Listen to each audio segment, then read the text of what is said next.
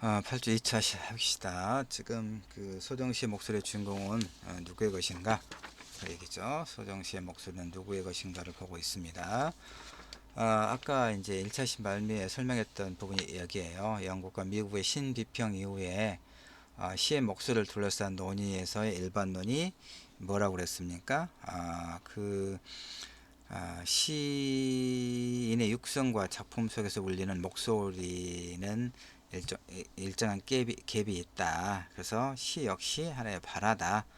이걸 이제 강조하는 그런 입장. 그러니까 소위 이제 그 형식주의론입니다. 그래서 작품을 텍스트로 이제 이렇게 재정립시키고 텍스트로부터 자아를 또 분리하는 그런 관점이죠. 그래서 이런 입장에서 시를 읽는다는 것은 시에 드러난 화자의 어조가 중요해지는 어조, 화자가 청자에 대해서 취하는 태도, 이게 이제 굉장히 중요한 이제 그런 어떤 부분이 요소가 되는 거죠. 이것도 이제 조금 더 설명을 할게요. 그 다음 페이지에서 김소울의 이제 진달래꽃을 가지고 설명을 하면, 자, 김소울의 진달래꽃은 나도 좀 외우고 있네. 안 찾아도. 뭡니까? 나보기가 역겨워 가실 때에는 죽어도 하니 눈물 하니 흘리오리다. 이거죠. 영변의 약산 진달래꽃 아름다다 가실길에 뿌리오이다. 가시는 걸음걸음 놓인 그 꽃을 사뿐히 지려밟고 가시옵소서. 이렇게 하잖아요. 나 다 애웠네 안 보고. 이 김솔의 진달래꽃을 읽는 이의 주요 관심사는, 그러니까 그가 그 영변의 약산, 우리 배웠죠. 영변의 약산, 영변, 이건 이제 그 김소월의 고향 함경도 어딘가, 예, 거기라고 했잖아요. 그러니까 뭐 이제 그게 이 진달래꽃을 읽는 데 있어서 그게 왜 중요하냐, 이렇게 이야기하는 거예요. 이 소위 말하면 이 비평론의 관점에서는. 그래서 다시 김소래 진달꽃을 읽는 이의 주요 관심사는 작가와 그의 고향, 그의 시대, 그의 일제강점기로 살았던 그의 시대 등과 같은 여러 환경적 요인이 아니라 작품 내부에 서 화자가 취하고 있는 환송의 자세와 태도가 시를 읽어내는데, 시를 해석하는데 보다 더 중요하다라고 보는 거예요. 이해할 수 있죠? 환송의 자세가 뭡니까? 나보게 역겨워 가실 때는 말없이 호의 보내드리오리다. 이 이제 톤, 다시 여기, 즉 어조의 문제, 화자가 청자에 대해서 취하는 태도, 화자가 청자로 하여금 함께 주목하기를 요구하는 그런 대상에 대해서 취하는 태도가 보다 더 중요하다, 이런 얘기죠. 자, 그래서 이제 시적 화자라는 용어를 통한 작품 분석이 우선적으로 관심을 기울이는 것은 뭐냐? 시 내부에서 발언하는 목소리가 서정적 자아와 동일시되는 작가 육성이 아니라 허구적 발화다, 이런 얘기죠. 자, 다시 여기서 이제 강조를 할게요. 1차 시에서 내가 그 색으로 구분해서 이제 8주차 내내 서정시의 목소리는 누구의 것인가를 해명하는 이 우리 8주차의 공부에서 가장 중요한 키워드가 아, 3개 있었다고 그랬죠. 시적 화자, 시적 화자. 그 다음에 서정적 자, 색깔을 입혀놔야 되겠군요. 시적 화자와 서정적 자. 어디 볼까요? 이건 또 왜 갑자기 어디 갔어? 어디 갔습니까? 어디? 아, 네.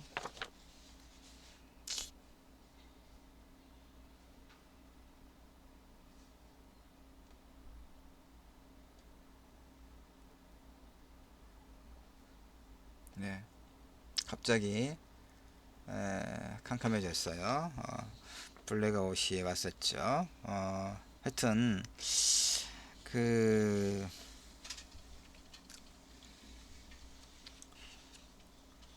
이 말을 좀 설명을 다시 해야 되겠는데, 시적 화자, 그러니까 시적 화자 라고 말했을 때, 시적 화자라는 용어를 사용하는 사람들은 어느 입장이었어요? 그러니까 서정시에서 말하는 이의 목소리를 작가의 것이 아니라 시적 화자라고 말하는 거야. 시적 화자. 그러니까 서정적 자와 동일시되는 작가 육성이 아니라 그 말이죠. 그러니까 작가의 목소리를 서정적 자라고 이야기하는 거예요. 알겠죠? 시적 화자라고 하는 것은 시 내에서의, 그러니까 작가와 분리된 텍스트 내에서 발화자, 텍스트 내에서 발언하는 목소리. 예, 그러니까 허구적 발화다 이런 얘기죠. 그래서 이걸 갖다가 시적 자다라고 이야기해요. 다시 말해서 이건 내재적 관점이죠. 신비평, 구조주의, 형식주의. 알겠죠? 어. 그래서 이제 허구적 그 발화의 청자로 간주되고 있는 독자는 이 관점에서는 텍스트 안으로 우리는 이제, 그러니까 작가라든가 현실의 반영이라든가 뭐 독자의 효용의 문제, 이것이 아니라 우리는 텍스트 내부로 들어가죠. 그래서 화자가 처한 상황이 무엇인지 그러잖아요. 화자가 처한 상황이 뭐였어요? 아, 사랑하는 님이 나를 두고 떠나는구나. 그러니까 이별의 상황이죠. 이 상황. 이 상황. 그래서 그 상황에서 이별의 상황에서 이미 떠나고자 하는 상황에서 화자는 그러면 어떤 태도를 취하고 있느냐, 이게 이제 보다 더 중요하다라고 보는 거예요. 그래서 이 그 진달래꽃에서의 화자는 나보기가 역겨 가신다면, 가실 때에는 내 고이 보내드리겠다. 그것도 이제 영변의 약산 진달래꽃 따다가 한아름 따다가 가시는 당신이 가는 걸음 앞 그 걸음마다 내가 그 산화 공덕이라고 하잖아요. 꽃을 뿌려서 축복하겠다. 이런 태도잖아요. 못 가게 붙잡는 게 아니라,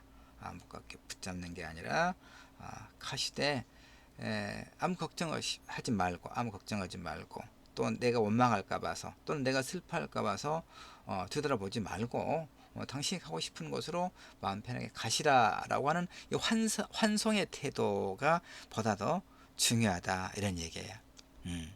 이거 구분할 수 있겠습니까? 그래서 이걸 구분해야 되는데, 시적 화자, 허구적 화자다 이런 얘기죠. 허구적 발화다 그 말이에요. 그 다음에 서정적 자는 곧 작가의 목소리다 이런 얘기고. 그러면 이제 어떤 게 우리를 약간 혼란스럽게 하겠어요? 이를테면, 자, 이제 이런 문제가 있지 않겠어요? 이를테면,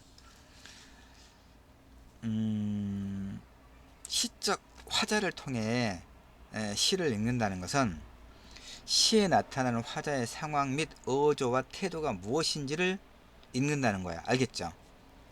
이거 구분 잘해야 되는데, 이렇게 그 서정적 작가의 목소리다 그 말이에요. 서정적 자아로부터 시적 화자, 이건 이제 텍스트 내의 발화자, 시적 화자로 이 관점의 이동은 이제 서정시에 대한 그런 낭만주의적 접근으로부터 신비평적 태도의 전환의 결과예요. 시를 읽어낼 때. 그러니까 시적 화자를 통해 시를 읽는다는 것은 어떤 의미겠어요? 시에 나타나는, 다시 강조하지만, 화자의 상황과 어조, 태도가 무엇인지를 읽는다는 거예요. 그러니까 내재적 관점으로 읽는다 이런 얘기예요. 시적 화자라고 했을 때. 알겠죠? 그러면 이제 요거 하나 봅시다. 그 김소월의 시를 우리가 지금 두 편 읽었잖아요. 초혼에서 죽은 누군가의 임일 텐데, 죽은 임의 그 임의 죽음을 애달파하는 나 부르다가 내가 죽을 이름이여 라고 했을 때는, 이것을 그 나는, 그러니까 이 시에서 말하는 화자의 목소리가 시인 곧 김소월일 것이다 라고 우리가 그게 전통적인 관점이다라고 읽었잖아요. 그러면 이 진달래꽃에서 화자, 봅시다. 나보기가 역겨워. 나죠. 나 화자가 나잖아. 나보기가 역겨워 가실 때는 말없이 고이 폰에 들이우리다 라고 말하는 이 화자의 목소리는, 그러면 그렇게 아까와 같은 방식으로 읽으면 이 나는 김소월 시인이 되어야 되잖아요. 그 다음에 영변의 약산 진달래꽃. 영변, 이 시인이 살았던 고향의 그 산. 그러니까 그러면 이 시에서 진달래꽃에서의 화자를 시인 자신이라고 우리가 대응시켜서 등치시켜서 말할 수가 있을까요? 뭐 아닐 것도 없죠. 왜냐하면 그 뭐 남자만 이별을 하고 떠나고, 그래서 이제 그 여성 화자가 나보게 역겨워 가실 때는 말없이 코이 보내드리우리다 뭐 이렇게 하는 그 목소리가 여성의 목소리다라고 말할 것도 없죠. 그 반대로 여성이 나보기가 역겨워 떠날 수도 있고, 그러면 남성 화자가 나보기 역겨워 가실 때는 말없이 코이 보내드리우리다 라고 말할 수도 있을 테니까, 그렇죠? 그걸 뭐 절대적으로 그 화자가 여성 화자의 여성일 것이다 라고 말하는 것은 문제가 있겠죠. 그럼에도 불구하고 그동안의 그러니까 이제 김소월은 어떤 전통적인 어떤 민요, 그 어떤 그 율격에다가 그 다음에 전통적인 소위 여인의 한을 담고 있다고 알려져 있고, 그렇게 우리가 배웠잖아요. 그러면 그런 관점에서 볼 때 초혼에서의 그 나는 시인 자신이라고 말해도 초혼을 읽어낼 때 아무런 문제가 없죠. 그런데 진달래꽃을 읽을 때 진달래꽃의 화자가 말하는 이가 김소리다고 말하기는 조금 애매해지죠. 자신이 좀 없어지죠. 그랬을 때 이렇게 읽는 방법. 그러니까 그 작가가 누구인가 관계없이, 시대 현실과 관계없이 시에서 말하는 이가 어떤 상황에 처해 있고 그 상황에서 소위 어조와 태도가 무엇인가로만 본다면, 그러면 이 시를 진달래꽃에 읽어내는데 또 아무런 문제가 없게 되는 거죠. 이런 문제가 있네요. 그런데 이제 봅시다. 이제 여기죠. 그 시적 화자를 통해 시를 읽는다는 것은 다시 시에 나타나는 화자의 상황과 어조, 태도가 무엇인지를 읽는다는, 지금 내 설명했던 거죠. 그런데 문제가 뭐냐? 이런 관점으로 시를 읽을 때 문제는 뭐냐? 화자 자체가 저자의 지위를 갖고 있다는 것을 어떻게 무시를 하냐 이 말이에요. 그렇죠. 시에서 말하는 이는 시인과 아무 관계없이 어서 하늘에서 이를테면 떨어진 그런 건 아니죠. 그렇죠. 아니, 시인이, 작가가 김소월이가 없다면 진달래꽃이라고 하는 시는 없겠죠. 그 얘기예요. 아니, 작가가 없는데 어떻게 작품이 있을 수 있냐 이런 얘기가 되는 거예요. 알겠죠? 이 말이 화자 자체가 저자의 지위를 갖고 있다는 거. 화자는 텍스트 안에서 발생하는 것으로 간주되고 있지만, 이런 관점에서는, 그러니까 시인과 관계없이 시 자체 내에서 어떤 그 시적 자라고 하는 걸 상정하고 있는 거예요. 이런 관점은. 그쵸? 근데 발생한다기보다는 선언적으로 요청된 존재자로, 이 말의 의미가 바로 이거예요. 아니, 김소월의 진달래꽃은 김소월이 아니면 되면 그 존재 자체가 없죠. 무슨 말인지 알겠죠? 그래서 진달래꽃에서 말하는 화자 나를 시인하고 분리시키려고 해도 안 된다는 얘기죠. 이런 문제를 어떻게 해결할 수 있느냐 하는 것이 시적 화자를 통해서 시를 읽는다고 할 때 그 해결하기가 굉장히 어려운 이런 문제, 즉 모순이 되는 거예요. 모순. 그러니까 그 이제 이렇게 읽을 때 시적 화자다라고 했을 때 말이에요. 서정적 자가 아니고 시적 화자다, 작가와 분리된, 이렇게 했을 때 소정시에 대한 연구 해석은 작가가 아니라 화자를 발생시킨 작품 내적 혹은 외적 맥락을 참고하는 것을 금기로 삼죠.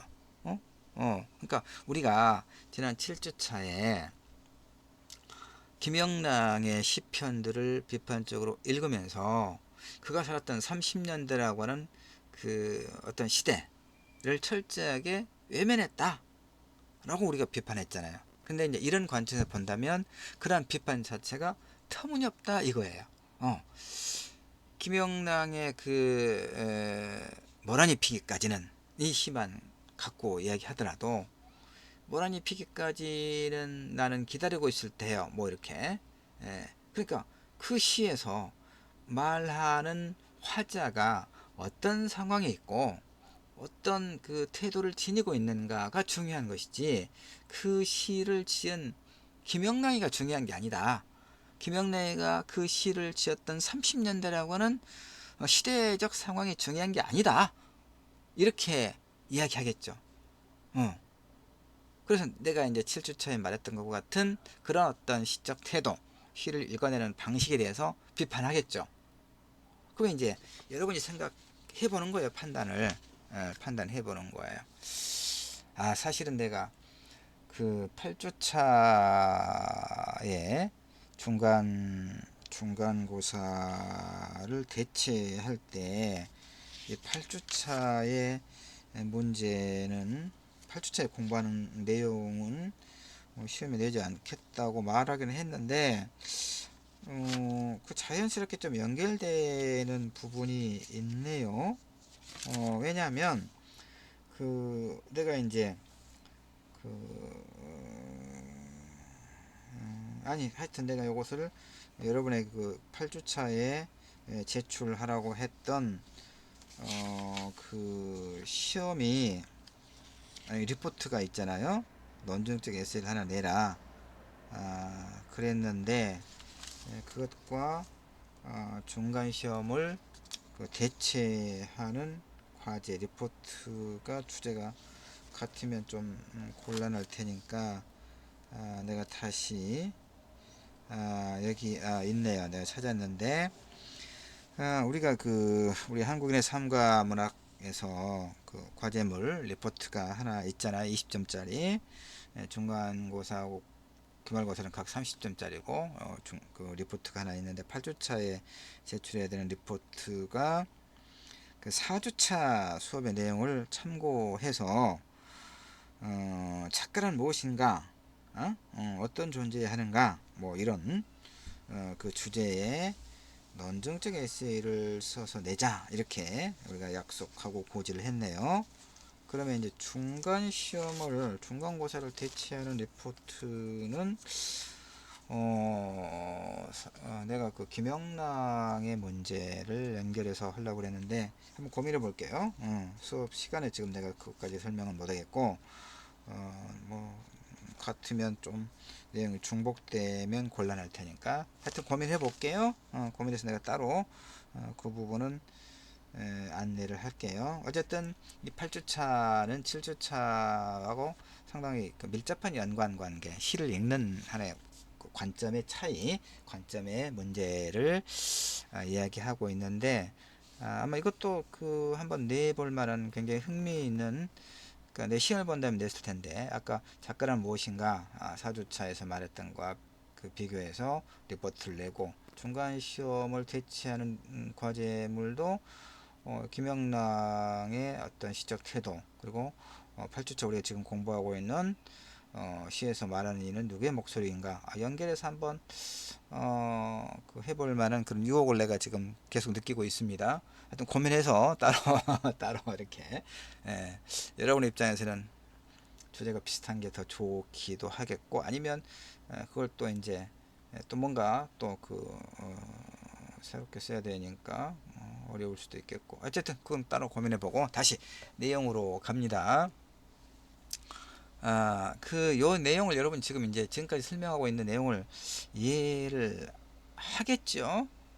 해야 될 텐데 다시 설명을 하면 뭐냐면 어떤 이제 그러니까 시적 화자다. 시인과 관계없는, 그러니까 그 어떤 내재적 관점이 갖고 있는 어떤 모순 문제를 지금 설명하고 있는 거예요. 다시 설명하면 그 극적 어떤 공간의 형성 시에서 그 안에서의 허구적 발화라고 하는 이런 설정만 가지고는 화자의 발화를 성립시키고 그걸 해석하는 데 결부되기 마련인 여러 문화적, 사회적, 제도적 맥락을 고려할 수 없는 그런 문제가 돼요. 다시 말해서 쉽게 이야기하면 화자의 의도에 드러난 입장과 태도를 탈역사화했을 때 시 안에서 역사적 계기를 지니고 발생하는 것으로 상정된 화자의 태도를 그 분석하고 그 가치를 정립하는 데 있어서 대단히 문제가 돼요. 요 말은 우리가 그 소위 이제 7출자에서 순수 문학, 순수 서정시, 김영랑의 시편들에서 철저하게 역사 현실을 배제했다고 비판적으로 봤잖아요. 그러니까 그러면서 했던 얘기가 뭐였어요? 문학이 삶과 문학이 삶과 작가가 그 분리가 가능한 것인가 이렇게 내가 질문했었죠. 나는 그게 가능하지 않다고 보는 사람이거든요. 왜냐하면 문학의 매개는 뭐예요? 언어죠. 언어 자체가 역사적이고 사회적인 산물이잖아요. 그쵸? 그 외국 작품 중에서 중학교 교과서에서도 조금 그 보충 심한가 그런 데서도 좀 나왔던 걸 내가 전에 한번 본 적이 있는데, 책상은 책상이다라고 하는 그 짧은 아주 그 단편보다 더 짧은 그 소설이 있습니다. 그 작가 이름 얼른 기억이 안 나네. 근데 서적에 어디가 있을 텐데, 그래서 그 내용 여러분 이해하죠. 어떤 그 영감님이 그 거의 뭐 매일 똑같은 거의 비슷한 삶이 이제 지루해서 그 사물의 이름을 자기 멋대로 바꿔 부르기 시작했다는 얘기죠. 처음에는 재미를 느꼈다는 얘기죠. 근데 책상은 뭐 의자는 뭐 뭘로 다 처음에는 재밌었는데 나중에는 이제 종류가 많아지고 그러다 보니까 자기 자신도 혼란을 느끼는 거고, 또 다른 사람들하고 대화를 할 때 저 안경 좀 뭐라고 하면 더 아주 멋진 그 어떤 내용이 구성이 될까요? 자, 커피를, 이 영감님이 이를테면 커피를, 여러분도 커피를 좋아하나요? 난 커피를 아주 좋아해서 하루에 뭐몇 잔씩 마시는데, 이제 보통 이제 아이스 아메리카노를 마시기도 하지만 요즘에 집에서 이제 그 커피 기구를 좀 장만해서 그 캡슐용으로 된 게 또 있더라고요. 근데 그것이 이제 그 두 가지가 있더라고. 그 에스프레소가 나오는 게 있고 아메리카노가 나오는 게 있고, 아메리카노라고 하는 게 이제 에스프레소 그 원액에다가 물을 이렇게 섞어서 만드는 것이잖아요. 근데 나는 이제 에스프레소가 맛있대. 근데 그 자체는 굉장히 너무 진해서 강하니까 이제 그 얼음을 좀 많이 넣어서 이렇게 저어서, 그럼 얼음 좀 넣고 그러면 상당히 좀 진하고 좀 맛이, 그 뒷맛이 상당히 오래 여운이 가고 그래서 좋더라고요. 그래서 이제 내가 커피숍에 가서 주문할 때도 그런 식으로 에스프레소를 주시오. 그런데 거기다 얼음을 좀 여러 방울 타서 좀 더 그 글라스 좀 큰 데다가 주시오라고 해서 먹어요. 아주 좋아요. 근데 이제 이 영감님이 그 일테면 에스프레소를 혹은 커피를 이제 다른 이름으로 바꿔놨다고 생각해봐요. 그래서 자기 혼자는 이제 알아먹을 수 있겠죠. 나는 뭐 에스프레소를 뭐 어떤 다른 어떤 차 이름으로 바꿔 불렀다고 해요. 근데 커피숍에 가서 나는 지금 이제 일하는 사람한테 주문을 할 때 내 머릿속에는 에스프레소를 일단 주문을 하려고 한 거잖아요. 근데 그걸 내가 이름을 달리 불렀어. 내가 이렇게 길게 설명할 필요도 없는데 여러분이 다 알아들으니까. 그냥 무슨 어떤 뭐 레모네이드를 주시오라고 했다는 얘기죠. 근데 그러면 그 일하는 사람은 결국 나한테 무슨 레모네이드를 주겠죠. 그럼 그래 놓고 아니 나는 이건 말고 자기가 주문한 것은 에스프레소였으니까 이건 말고 이렇게 싸울 수 있겠죠. 그 뭐예요? 의사소통이 이제 안 되는 거죠. 그럼 이 사람은 결국 왕따가 되는 거예요. 결국 바로 그거. 언어라고 하는 건 역사적 연원이 있고 어떤 사회적 그 합의죠. 합의. 이건 에스프레소라고 부르자라고 누가 먼저 말했는지 모르지만 우리는 다 그렇게 알고 있는 거죠. 근데 그걸 혼자 다른 이름으로 부르면 어떻게 되겠어요? 바로 그거예요. 언어가 즉 문학의 매개가 언어기 때문에 작가는 의식하든 의식하지 않든 언어라고 하는 그 어떤 사회적 그 소통 합의된 그런 어떤 사회적 맥락에서의 언어를 사용할 수밖에 없는 거예요. 근데 그 언어가 사회와 관계없이 쓸 수 있다? 라고 보는 거예요. 소위 순수시, 순수문학, 순수예술론자들이죠. 나는 그걸 내 지식으로는 내 경험과 내 지식, 내 공부로는 이해도 안 되고 그러는 거죠. 그러니까 그거예요. 화자의 어조, 화자가 그 텍스트 시 내에서 화자가 어떤 상태에 있고 그래서 화자 어조가 어떠냐는 얘기죠. 그 어떤 태도가 뭐냐 이것만 가지고는 그 작품이 탄생된 시대적 맥락을 탈역사화하는 거죠. 알겠죠? 그러니까 이게 그러니까 영랑의 시가 30년대에 만들어진 영랑의 시가 뭐 모라니 피기까지는 다시 기다리고 있을 때 이것이 그다음에 끝없는 강물이 흐르네. 이것은 21세기에도 아름다운 시로 읽을 수 있어요. 그렇죠? 왜? 탈역사했기 때문에. 역사 현실이 거기엔 담겨 있지 않기 때문에. 예. 그러나 문학이 어떻게 탈역사화가 가능할 것인가? 이런 문제. 특히 시가 그래서 이제 이게 어떤 순수 시의 한계다 이런 얘기를 하고 있습니다. 자, 좀 쉬었다 3차 시 하겠습니다.